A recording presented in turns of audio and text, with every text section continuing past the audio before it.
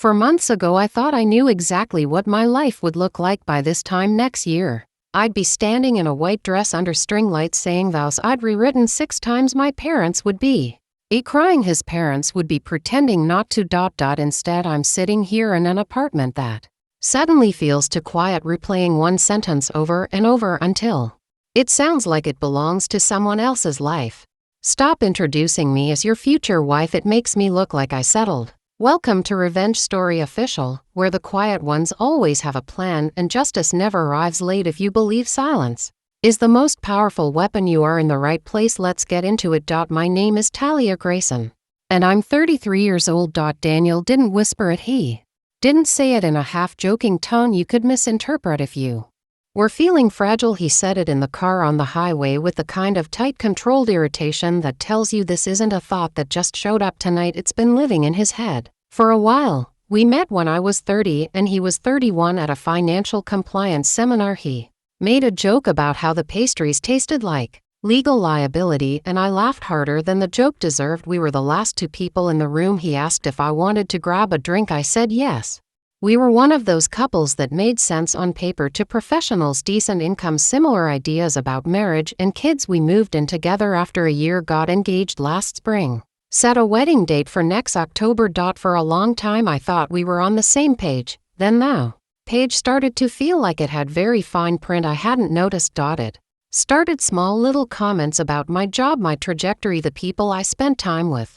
You've been in that role a while, haven't you? He'd say, scrolling his phone. Don't you want to aim higher? Or my friend Mark just made partner. His wife's already VP at her firm. Power couple. He'd say it like an observation, like whether not a criticism, not directly, but when someone you love keeps bringing up the forecast, eventually you start wondering if they're telling you to carry an umbrella. I make good money, not post my bonus on Instagram money, but solid. I like my work-life balance. I like finishing my day without checking email at midnight. For me, that felt like success. For Daniel, apparently it started to feel like dead air. 3 weeks ago we went to his friend Vanessa's engagement party. Big rooftop event, rented lighting, a flower wall, people lined up to photograph themselves in front of the kind of party where everyone casually discusses vacation homes and equity packages.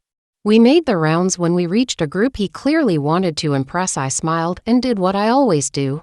Hi, I'm Talia, and this is my fiancé Daniel. Polite, simple, true. Later on the drive home, the air in the car felt heavier than it should have for a night that had gone fine. Can you not do that? He said suddenly. Do what? Introduce me like that as your fiancé. It just sounds weird, like you're making some big announcement. It makes me uncomfortable. We are engaged, I said quietly. Is it weird to say what's true? He tightened his grip on the steering wheel. It feels like you're trying to claim something in front of people. I told myself he was tired. The party had been long. He'd had 2 whiskeys on an empty stomach. I let it go. I wish that had been the only time. 2 nights ago we had dinner with some of his colleagues and old law school friends. A long table, dim lighting, the kind of place where waiters top up your wine before you're finished. Someone asked how we met. When they asked how long we'd been together, I smiled. 3 years, I said, and this is my future husband. We're getting married next October. The table went briefly quiet. Just a second. People smiled. Someone said congratulations. Conversation moved on. But across from me Daniel's face had gone tight, like a muscle pulled too far. He didn't say anything during dinner. He laughed at the right places, told a story about a case he was working on, refilled my water glass like always. The second we got in the car he shut the door harder than necessary. I asked you not to do that, he said. Do what? My voice came out, careful, though I already knew. Introduce me like that as your future husband. I blinked. That's literally what you are. It makes me look like I settled. The words hit me in the chest, cold and blunt. I'm sorry, I said slowly. Like you what? Like I couldn't do better, he snapped. Like I just picked someone convenient. When you say it like that in front of my colleagues, it highlights the fact that you're not. He stopped, jaw clenching. Not what? My voice sounded thin even to me. He looked out at the road. Not on the same level as my friends' partners. They're marrying doctors, executives, entrepreneurs. You're comfortable. You've been in the same role for years. You're good at what you do, but you're not ambitious like them. There it was, the fine print in bold. So introducing you as my future husband, I said quietly, makes you look like you settled. You're twisting my words. I'm repeating them back to you. He exhaled hard. You're taking it out of context. All I'm saying is you don't need to be so public about it. My colleagues talk, they compare. When you say it like that, it draws attention to the fact that you're not decorative enough. I asked. Successful enough, impressive enough to be on your arm without lowering your stock price, Talia? He warned. Something in me went very still. For 3 years I had been measuring myself by this man's approval without fully realizing it, adjusting, softening, laughing off little digs because I told myself he didn't mean them. Now I was staring at the unvarnished version. You think being engaged to me makes you look like you settled? I said. You think I make you look bad? He didn't say yes, he didn't have to. He just went quiet, swallowed hard, and kept his eyes on the road.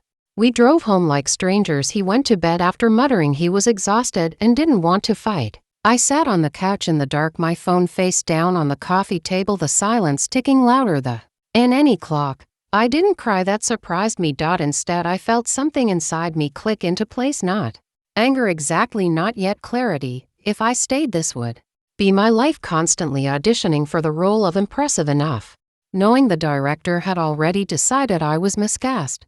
After about 2 hours I picked up my laptop. First I pulled up the shared calendar where Daniel had added every event we were supposedly attending over the next few months: wedding showers, firm galas, birthday dinners, brunches with his inner circle.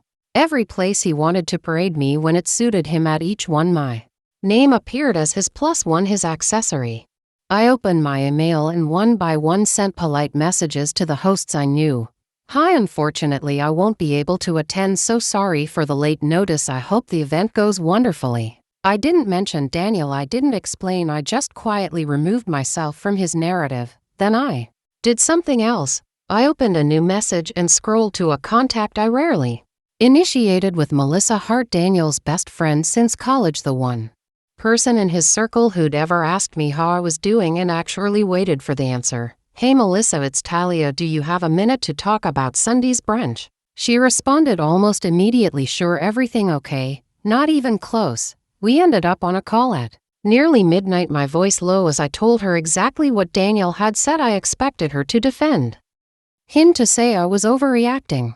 She did in single quotes t. Oh my god, she said. Instead he actually used the word settled. His exact phrase was, stop introducing me as your future wife, it makes me look like I settled. There was a long furious silence on her end. What do you need me to do, she asked. By the time we hung up the plan was simple. Sunday's brunch was at Daniel's favorite restaurant. Melissa would get there early. She'd ask the staff to place an envelope at Daniel's seat before anyone else arrived. Inside that envelope he'd find a letter I would write and a printed confirmation from the venue we'd booked for our wedding. Cancellation confirmed. By the time I finally went to bed, Daniel was snoring softly beside me, blissfully unaware that his life had just quietly shifted on its axis. He thought tomorrow would be more of the same. I stared at the ceiling and thought, no, tomorrow you find out I'm not something you settle for. On Sunday morning the apartment felt unnaturally quiet, like even the walls were waiting to see what would happen. Daniel moved around the bedroom with the stiff, brittle energy of someone pretending everything was fine.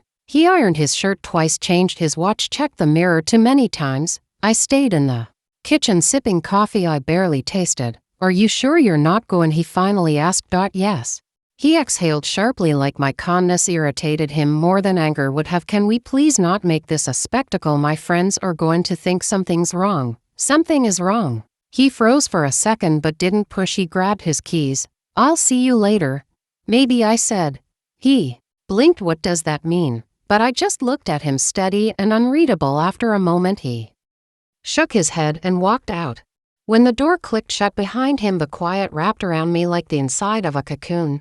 A notification buzzed on my phone, a message from Melissa. He's here, they just seated him, the envelope is in place. I stared at the screen, heartbeat steady. Okay, thank you. A minute passed, then another, and then my phone lit up like a siren. Daniel calling. I watched it ring, let it ring out. It buzzed again and again, then the text started. What is this, Talia? Answer your phone. Tell me this is a mistake. Did you seriously cancel the venue? Pick up now. I turned my phone face down. 20 minutes later the front door swung open so hard it hit the wall. Daniel stormed inside, an envelope crushed in his fist, his face a mess of humiliation, shock, and fury. What the hell is this? He demanded, holding up the papers. I stayed seated at the table. It's exactly what it looks like. You canceled the wedding venue without talking to me. I looked at him calmly. You said introducing you as my future husband makes you look like you settled. I decided to solve that problem. His mouth fell open. Are you out of your mind? You blindsided me in front of everyone. I walked in and they were all. Alyssa was staring at me like she pitied me. Do you have any idea how humiliating that was? I raised an eyebrow. Humiliation? That's what you're worried about? You ambushed me. You told me being engaged to me makes you look like you settled. My voice stayed low, steady. What exactly should I have to? He pretended that was normal, kept smiling while you chipped away at me piece by piece. He ran a hand through his hair, pacing. You took one comment, one careless comment, and blew up our entire life. Daniel, it wasn't one comment. Don't rewrite history. I stood slowly. You've been making little digs for months about my job, my ambition, my value to you. That's not fair. What's not fair is being with someone who sees me as a downgrade. He flinched. It wasn't like that. I was stressed. Okay, work's been crazy and I said things badly. No, I cut in gently but firmly. You said things honestly. That's what bothers you. Not the words, the fact that I finally believed them. He stared at me, chest rising and falling, anger dissolving into panic. Talia, we're engaged. You can't just end things over a misunderstanding. It wasn't a misunderstanding. I repeated. It was clarity. I walked to the counter, opened the drawer, and took out the small velvet ring box I'd placed there the night before. I set it on the table between us. He stared at it like it was a live grenade. I'm done, I said softly. I'm not going to marry someone who's embarrassed to be with me. Please don't do this, not like this. You did this, I replied, the moment you decided. I made you look like you settled. Silence stretched between us, thick and suffocating. Finally, he sank into a chair, looking smaller than I'd ever seen him. I didn't mean it. You meant it enough to say it twice. I said once at the engagement party, once at dinner. That wasn't an accident, that was belief. He didn't argue.